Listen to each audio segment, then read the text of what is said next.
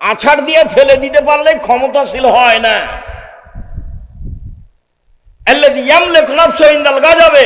শক্তিশালী সেই, রাগের সময় যে নিজেকে ধরে রাখতে পারে সে হলো শক্তিশালী।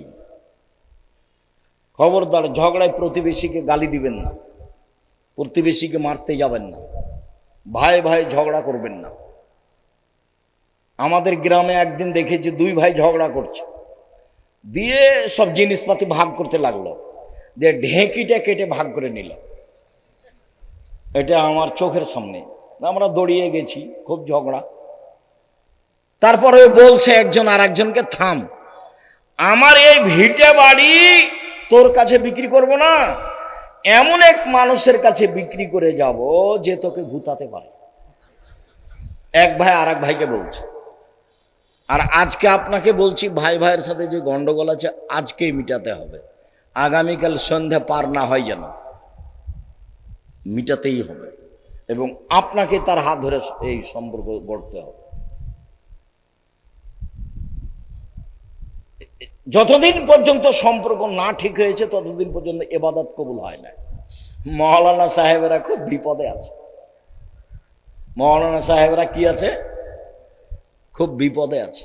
একজন বিপদে পড়লে আর একজন বলে ঠিক হয়েছে, ঠিক হয়েছে, ঠিক হয়েছে, উচিত হয়েছে, উচিত হয়েছে। তোমাদেরও তাই অনেক আছে ভাইজান, আপনাকে সতর্ক করছে, খুব সাবধান। 3 শ্রেণীর মানুষ জান্নাতে যাবেই, তার 3 নম্বরে যারা মাফ করতে পারে। সদাচরণ কি জিনিস?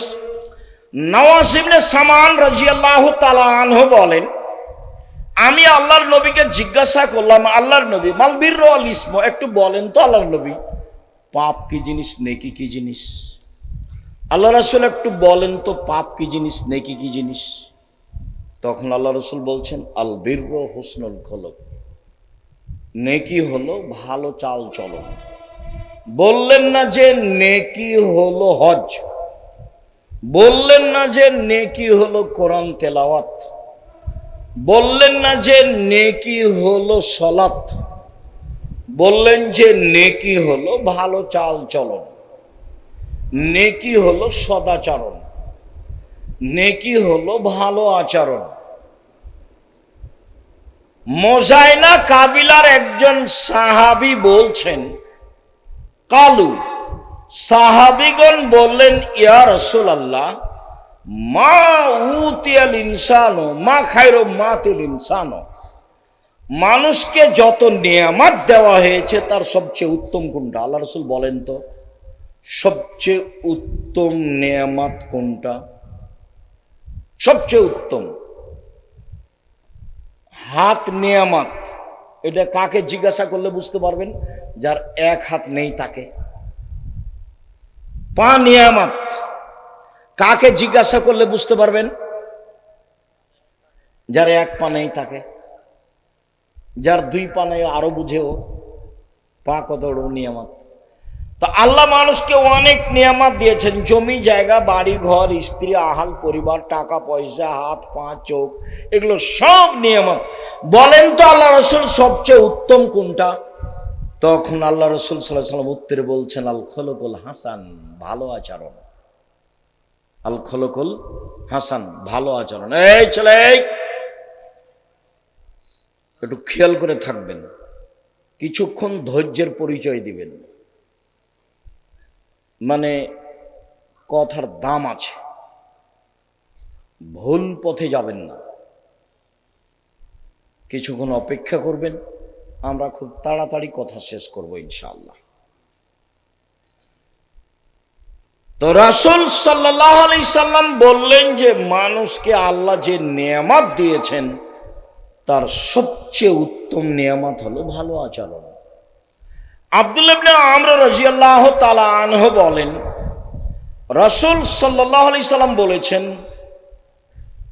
ইন্না মিন আহাব্বিকুম ইলাইয়া আহসানুকুম আখলাকান, আমার নিকটে তোমাদের সবচেয়ে প্রিয় মানুষ সেই, আমি ওকে সবচেয়ে ভালোবাসি যার চাল চলন ভালো। মুহাম্মদ সাল্লাল্লাহু আলাইহি সাল্লাম সবচেয়ে কাকে ভালোবাসেন? যার চাল চলন ভালো, যে তাহাজ্জুদ গুজার তাকে নয়, যে প্রতি মাসে উমরা করতে যায় সে নয়, যে প্রতি বছর হজ করতে যায় সে নয়। আব্দুল্লাহ ইবনে আমর রাদিয়াল্লাহু তাআলা আনহু বলেন, রাসূল সাল্লাল্লাহু আলাইহি সাল্লাম বললেন, ইন্না মিন খিয়ারিকুম আহসানাকুম আখলাকান, তোমাদের মধ্যে সবচেয়ে ভালো মানুষ যার চাল চলন ভালো। আমার কাছে সবচেয়ে প্রিয় মানুষ যার চাল চলন ভালো। আব্দুল্লাহ ইবনে আমর রাদিয়াল্লাহু তাআলা আনহু বলেন, একদা আল্লাহ রাসূলকে বলা হলো, আল্লাহ রাসূল আইয়ুনাসে আফজাল, সবচেয়ে ভালো মানুষ কে? দেখেন তো কি উত্তর আছে। আল্লাহ রাসূল একটু বলেন তো সবচেয়ে ভালো মানুষ কে? তখন আল্লাহ রাসূল সাল্লাল্লাহু আলাইহি ওয়াসাল্লাম বলছেন, সাদুকুল লিসান মাকমুমুল কালব, সত্যবাদী যে, অন্তর পরিষ্কার যার, সেই ভালো মানুষ। সত্যবাদী যে, অন্তর পরিষ্কার যার।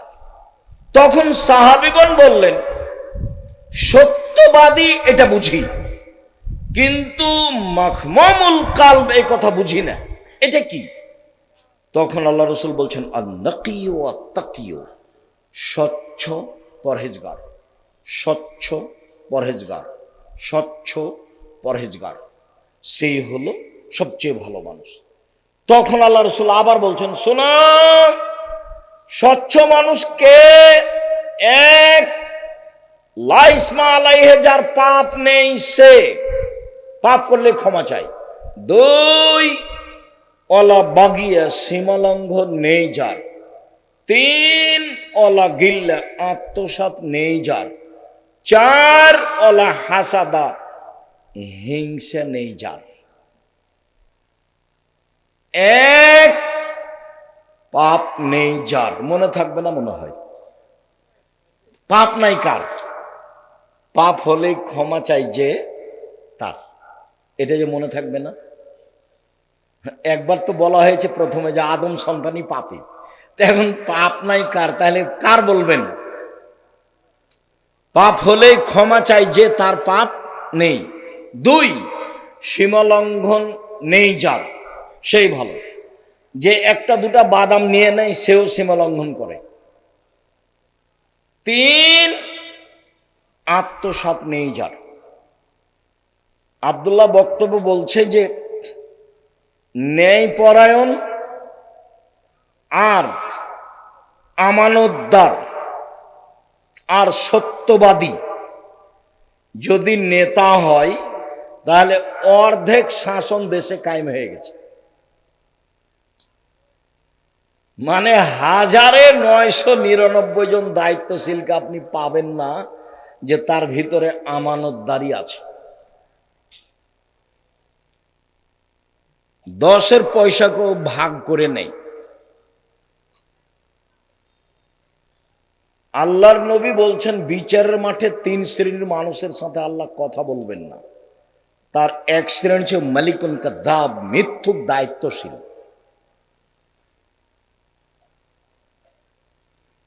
হিংসা নেই যার, সেই হচ্ছে স্বচ্ছ। আব্দুল্লাহ ইবনে আমর রাদিয়াল্লাহু তাআলা আনহু বলেন, 4টা জিনিস যার মধ্যে আছে, তার ইহকালও ভালো, তার পরকালও ভালো। তার ইহকালও ভালো, তার পরকালও ভালো। এক, হিফজ আমানাতিন, আমানতের রক্ষা। দুই, সিদক হাদিসিন, সত্য কথা। তিন, হুসন খালিকাতিন, ভালো চাল চলন। তিন, হুসন খালিকাতিন, ভালো চাল চলন। চার, ইফাতুন ফি তুমাতিন, বৈধ রুজি। শেষ পর্যন্ত ভিক্ষা করতে রাজি আছি, শ্বশুরের কাছে টাকা নিব না, আগামীকাল সন্ধ্যা হতে হতে শ্বশুরকে টাকা ফেরত দেব। আমাকে আব্দুল্লাহর শ্বশুর একবার বলে না কেন যে একটা ঘড়ি দিই, একটা কিছু দিই? কই একবারও বলে না। আব্দুর রহমানের শ্বশুরও বলে না, আব্দুর রহমানের শ্বশুরও কেউ বলে না, একটু কিছু বলে না। একটু কাপড় চুপড় দিই, ঈদ বকরা দিই, সেটাও বলে না। সাহসী নেই। আমাকে এ যাবৎ আমি কোনো মসজিদে গেছি খুতবা দিতে, সেই মসজিদের সভাপতি সেক্রেটারি আমাকে কিছু বলবে এরকম সাহসের সভাপতি সেক্রেটারি আমি 90 সাল থেকে এ যাবৎ দেখিনি। আমি কোনো জালসায় গেছি, কেউ আমাকে কিছু বলবে যে এটা আপনি করেন বলেন, আমি 90 সাল থেকে নিয়ে এখন পর্যন্ত এরকম দেখিনি। এই 2-3 দিন আগে কোথায় কথা বলতে গেছিলাম, তো এমপি এসছে, তো বলছে মধ্যে একটু সময় চাচ্ছে। সেটা তোমার সাহসটাই অন্যায় হয়ে গেছে। একজন এসে বলছে আমি আব্দুর রাজ্জাক বিন ইউসুফ বক্তব্য দিচ্ছি, আর একজন আমার বক্তব্যের মধ্যে কথা বলবে, এই কথাটা বলাই অপরাধ, এই কথা বলাই অপরাধ। আল্লাহ আমাকে এখন এরকম পিছে নিয়ে যায়নি। সম্মানিত দিনী ভাই বোন, আমি ভালো অবস্থায় আছি, কোনো সময় আমাকে পিছনে যাওয়া আমি দেখতে পাই না। জামিয়া সালাফিয়া ডাঙ্গিপাড়া পবা রাজশাহী 50 বিঘা জমির উপরে আলহামদুলিল্লাহ। জামিয়া সালাফিয়া রূপগঞ্জ নারায়ণগঞ্জ 100 বিঘা জমির উপরে। কত? 100 বিঘা, যেটা ভাবাই মুশকিল। যেটা মহিলা সাফারে 70 বিঘা জমির উপরে, যেটা দিনাজপুর সেটা 20 বিঘা জমির উপরে, আর অনেক জেলাতে জমি, বরিশালে চলমান, চট্টগ্রামে চলমান, রাজশাহীতে চলমান, ময়মনসিংহে চলমান, ঢাকায় চলমান, বগুড়া তো আরম্ভ হবে ইনশাল্লাহ। কোথায় যেন আশেপাশে জমি আছে, সাবগ্রাম ইনশাল্লাহ। 700 মক্তব চলে, 700, 2-1টা নয়, 16 থেকে 20 হাজার পত্রিকা ছাপে। আল ইতেসাম পত্রিকা আছে, তারপর কিশলয় পত্রিকা আছে, আরবি পত্রিকা আছে, অনলাইন আল ইতেসাম টিভি আছে, করজে হাসানার ব্যবস্থা আছে, অসহায় মানুষের পাশে দাঁড়ানোর ব্যবস্থা আছে আলহামদুলিল্লাহ। সম্মানিত দিনী ভাই, আমি যেটা দাবিতে রেখেছি সেটা দোয়া, যেখানে দোয়া করবেন আল্লাহ তুমি জামিয়া সালাফে কবুল করো। 5000-এর বেশি ছেলে মেয়ে আছে পড়ে, 300-র বেশি শিক্ষক শিক্ষিকা আছেন। সম্মানিত দিনী ভাই বোন, 500-র অধিক এতিম অসহায় আছে। অনেক ব্যবস্থাপনা, বিশাল ব্যবস্থাপনা আলহামদুলিল্লাহ। মনটা কোনোদিন খাটো করবেন না, ছোট করবেন না, মানুষের কাছে নিজেকে কোনোদিন খাটো করবেন না। মাওলানা সাহেবের একা বলি, মানুষের কাছে পথ খরচ চাইবেন না, যে আমাকে বক্তৃতা দিতে যাব আমাকে অগ্রিম কিছু 500 টাকা দেন, পথ খরচ চাইবেন না, ওর কাছে জিম্মি হতে হবে না। এটা দাওয়াতি কাজ, যাওয়ার সময় তার কাছে টাকা নেওয়ার জন্য বসে থাকতে হবে না। গাড়িতে উঠে গাড়িটা টান দেন, দেখা যাক কি হয়, চিন্তা করবেন, পরের দিন আপনার কাছেও যাবে, আর নাই গেল তাতে কি আছে। মাওলানা সাহেবরা নিজেকে বিক্রি করে দিচ্ছে। 95% জন বক্তা মিথ্যুক, শক্ত তদন্ত করলে আরো বাড়বে। 98% জন মুফাসসির মিথ্যুক। আল্লাহর উপরে ভরসা করে চলতে হবে। উপরে ফায়সালা হলে নিচে সহজ, উপরে ফায়সালা না হলে নিচে কঠিন। শ্বশুরের কাছে টাকা নিয়ে এক সন্ধ্যা কাটানোর চেষ্টা করবো না, ভুল হিসাব। ফার্নিচার আগামীকাল ফেরত দিবা, খাটখাটলা চৌকি বাক্স যা নিয়েছে সব ফেরত দিয়ে দিবা। ইফাতুন ফি তোয়ামাতিন, বৈধ রুজি। রাসূল সাল্লাল্লাহু আলাইহি ওয়াসাল্লাম বলেন, তাকে জিজ্ঞাসা করল আল্লাহর নবী, মানুষ সবচেয়ে বেশি বেশি জান্নাতে যায় কি পদ্ধতিতে, কিভাবে সবচেয়ে বেশি জান্নাতে যাবে? তখন আল্লাহ রাসূল বললেন, হুসনুল খলক, ভালো চাল চলন যার, তারাই বেশি জান্নাতে যাবে। রাসূল সাল্লাল্লাহু আলাইহি সাল্লাম বললেন, পৃথিবীর মানুষ শোনো, আমি জান্নাতুল ফেরদাউস নিয়ে দেব ভালো চাল চলন যার তাকে। তিনি বললেন, আনা জাইমুন বিবাইতিন ফিরাবাজিল জান্নাহ লিমান তারাকাল মেরাহ ওয়াইন কানা মুহিক্কান। পৃথিবীর মানুষ শোনো, তোমরা যদি তর্ক ছেড়ে দাও, সত্য হলেও তর্ক। আব্দুর রাজ্জাক সাহেব এটা বলেছেন, আরে না এটা বলেছেন, আরে না এটা বলেছেন। আসসালামু আলাইকুম, আমি গেলাম, আপনি থাকেন, আমি তর্ক করতে রাজি নই। আল্লাহ নবী বলছেন, একে আমি জান্নাতে একটা ঘর নিয়ে দেব। আবার তিনি বলছেন, ওয়ানা জাইম বাইতিন ফিরাবাজিল জান্নাহ লিমান তারাকাল কিদবা ওয়াইন কানা মাঝে। মজাক করে হলে যে মিথ্যা কথা বলবে না, আমি মুহাম্মদ সাল্লাল্লাহু আলাইহি সাল্লাম তাকে একটা জান্নাতে ঘর নিয়ে দিব। তিনি বলেন, ওয়া আলাল জান্নাহ লিমান হাসানা খলকাহু। পৃথিবীর মানুষ শোনো, যে চাল চলন ভালো করবে, আমি মুহাম্মদ সাল্লাল্লাহু আলাইহি সাল্লাম তাকে জান্নাতুল ফেরদাউস নিয়ে দিব। কিভাবে নিয়ে দেব সেটা আমার ব্যাপার।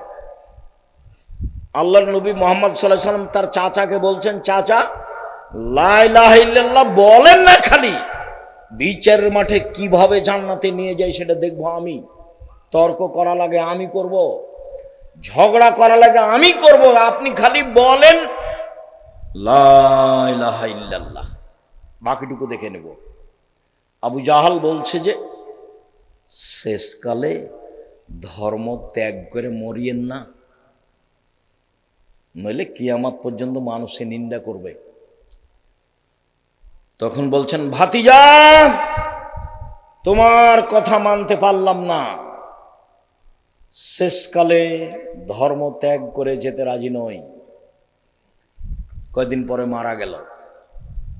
আলী রাদিয়াল্লাহু তাআলা বলছেন, আপনার চাচা মারা গেছেন, কি করবেন? আরে আমার চাচা মারা গেছে, তাতে কি হবে, যাও মাঠে নিয়ে গিয়ে গর্ত খুঁড়ে মাটিতে পুঁতে দাও। তার জানাজা হবে না, তার কাফন দাফন হবে না, তার গোসল হবে না, তাকে মাটিতে নিয়ে গিয়ে পুঁতে দাও, হিন্দুদের মতো শ্মশান ঘাটে ফেলে দাও। হাদিস মুসলিম। লা ইলাহা ইল্লাল্লাহর দাম অনেক দাম। আল্লাহ রাসূল বলছেন, লাক্কিনু মাউতাকুম লা ইলাহা ইল্লাল্লাহ। জান যায় যায় মরে মরে, জান যায় যায় মরে মরে, তার পাশে কোরআন মাজিদ পড়িও না, তার পাশে বলো লা ইলাহা ইল্লাল্লাহ। কেন? মান কানা আখিরু কালামি লা ইলাহা ইল্লাল্লাহ ফাদাখাল জান্নাহ। কারো যদি শেষ জীবনে লা ইলাহা ইল্লাল্লাহ হয়, তাহলে সে জান্নাতে চলে গেছে। বলেছিলেন, চাচা লা ইলাহা ইল্লাল্লাহ বলেন, বাকিটুকু আমি দেখব। মুহাম্মদ সাল্লাল্লাহু আলাইহি সাল্লাম বলছেন, চাল চলন ভালো যার, জান্নাতুল ফেরদাউস আমি নিয়ে দিব তাকে। কিভাবে নিয়ে দেব সেটা আমার ব্যাপার। তিনি বলছেন, শোনো, মাইয়াজমান লি মা বাইনা লাহিয়াইহি ওয়া মা বাইনা রিজলাইহি আজমাল্লাহুল জান্নাহ। কেউ যদি মুখ কন্ট্রোল করে, মানুষের বিরুদ্ধে না যায়, বদনাম গীবত না করে, আর জেনায় লিপ্ত না হয়, আমি মুহাম্মদ সাল্লাল্লাহু আলাইহি সাল্লাম জিম্মেদার, জান্নাত নিয়ে দেওয়ার জিম্মেদার। বুখারী মুসলিম। আমি জান্নাত নিয়ে দেব। কিভাবে নিয়ে দেব সেটা আমার ব্যাপার। মুখে মানুষের বদনাম গীবত করো না, মানুষকে খাটো করো না, জীবনে প্রতিশোধ নেবেন না। প্রতিশোধ নেই, বদনাম গীবত নেই। দেখেন, চেষ্টা করেন টিকা যায় কিনা। মানুষই টিকতে পারে, কে টিকতে পারবে? মানুষই পারে। পশু প্রাণী পারবে? পশু প্রাণী পারবে না। সম্মানিত দিনী ভাই বোন, আবু হুরায়রা রাদিয়াল্লাহু তাআলা আনহু বলেন, রাসূল সাল্লাল্লাহু আলাইহি ওয়াসাল্লাম বলেছেন, আর-রাহমু শুহনাতুন মিনার রহমান। ভালো চাল চলন রহমান থেকে বের হয়েছে। রহমান বলেন, আল্লাহ বলেন, এই ভালো চাল চলন, মান ওয়াসালাকে ওয়াসালতুহু, মান কাতাকে কাতাতুহু। তোমাকে যে নিবে আমি আল্লাহ তাকে নিব, তোমাকে যে ছেড়ে দিবে আমি আল্লাহ তাকে ছেড়ে দেব। ভালো চাল চলন নেই যার আল্লাহ নেই তার, ভালো চাল চলন আছে যার আল্লাহ আছে তার। ভালো চাল চলন আল্লাহর আরশকে এইভাবে ধরে ঝুলন্ত অবস্থায় বলছে। ভালো চাল চলন কথা বলতে পারে, ভালো চাল চলন কথা বলতে পারে, আল্লাহর আরশ ধরে ঝুলন্ত অবস্থায় ভালো চাল চলন বলছে, পৃথিবীর মানুষ শোনো, মান ওয়াসালানি ওয়াসালাহুল্লাহ ওমান কাতানি কাতাহুল্লাহ, যে আমাকে ছেড়ে দিবে আল্লাহ তাকে ছেড়ে দিবেন, যে আমাকে নিবে আল্লাহ তাকে নিবেন। হাদিস বুখারী মুসলিম। ভালো চাল চলন আছে যার, আল্লাহ আছে তার। ভালো চাল চলন নেই যার, আল্লাহ নেই তার। নোমান ইবনে বাশির রাদিয়াল্লাহু তাআলা আনহু বলেন, রাসূল সাল্লাল্লাহু আলাইহি সাল্লাম বলেছেন, আল মুমিনুনা কারাজুলিন ওয়াহিদ, সারা পৃথিবীর মুমিন মুসলমান একজন। এইবার আপনাকে দল সংগঠন থেকে ফিরে আসতেই হবে, নির্বাচন থেকে, দল করা থেকে ফিরে আসতেই হবে। দেখেন, সারা পৃথিবীর মুসলমান একজন। ইনিস্তাকাইন হিস্তাকা কুল্লহ, চোখে ব্যথা হলে সারা শরীরে ব্যথা হয়। ইনিস্তাকারা ইস্তাকা কুল্লহ, মাথায় ব্যথা হলে সম্পূর্ণ শরীরে ব্যথা হয়। মানে চোখে ব্যথা হলে সম্পূর্ণ শরীরে ব্যথা বুঝে। মানে একজন মুসলমান বিপদে পড়লে সবাই বিপদে পড়ে। একজন মুসলমানের সমস্যা হলে সবাই পাশে থেকে বলে, ভাইজান কি হয়েছে, কি হয়েছে বলেন, কি সমস্যা? ছেলে অসুস্থ, অ্যাম্বুলেন্স নিয়ে আসবো, ডাক্তার ডেকে নিয়ে আসবো, কি করতে পারি, টাকা লাগবে, একজন আর একজনের খোঁজ দিবে।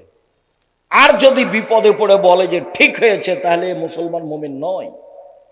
মৌলানা সাহেব ফেসবুকে আর একজনের বিরুদ্ধে কথা বলছে, মুসলমান জানে ও মৌলানা সাহেব জানে। আমি তার নাম নিতে এবং মৌলানা সাহেব বলতে লজ্জা পাই। আর ফেসবুক এসব ছেলেপিলা যারা ব্যবহার করছে, যে মিডিয়ায় যারা আছে, এর মাথাতে কিছু আছে কিনা আমি বুঝতে পারি না। তুমি যে মিডিয়াতে এগুলো বলছো, তো তুমি কি জানো এর মান কত দূর? ধর্মকর্ম বুঝে নিতে খায়ার হাগে। এই জীবন ধর্মে কর্মের সাথে কোনো সম্পর্ক নাই। আল্লাহ রাসূল বলছেন, মান সাতারা মুসলিমান সাতারাহুল্লাহু ফিদ দুনিয়া ওয়াল আখিরাহ, যে একজন মুসলমানের দোষ ঢেকে রাখে, আল্লাহ তার দোষ ইহকালে পরকালে ঢেকে রাখবেন। 1 মিনিট। উপদেশ বইয়ের প্রথম আলোচনা, যাওয়ার সময় তো উপদেশ বই নিয়ে যাবেন। আব্দুল্লাহর বই পড়েন, আমিও পড়ি। কি যেন আল্লাহর পথে যাত্রা, সেইটা পড়েন। তারপরে হাদিস মানতেই হবে। ওই যে বুখারীর ব্যাখ্যা মিন্নাতুল বারী পড়েন। তো উপদেশ বইয়ের প্রথম আলোচনাটা পড়েন। প্রথম আলোচনা একটা হাদিস আছে। হাদিস হচ্ছে, আল্লাহ বিচারের মাঠে একটা মানুষকে তার বাহু দিয়ে ঢেকে নেবেন। এদিকে দেখেন, বাহু দিয়ে ঢেকে নিয়ে আল্লাহ তাআলা ওকে পড়তে বলবেন। দেখো তো, তুমি পড়তে বলবে না, তাকে বলবেন যে দেখো তো তোমার আমলনামায় কি, এটা কি তোমার আমলনামা? তখন বলবে জি এটা আমার। তো আল্লাহ বলবেন, তুমি কি মনে করো আমার ফেরেশতারা অন্যায় লিখেছে? জি না, অন্যায় লিখেননি। তুমি কি কিছু আমাকে বলতে চাও? বলে জি না, আমি কিছু বলতে চাই না।